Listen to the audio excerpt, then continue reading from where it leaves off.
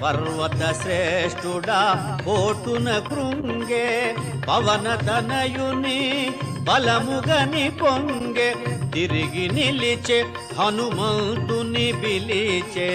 తన శిఖరముపై నరుని రూపమై శ్రీ హనుమాను గురుదేవులు నాయద పలికిన సీతారామ కథ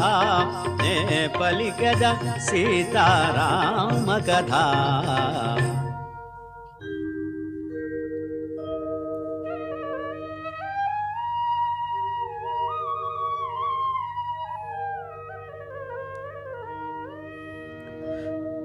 వానరోత్తమా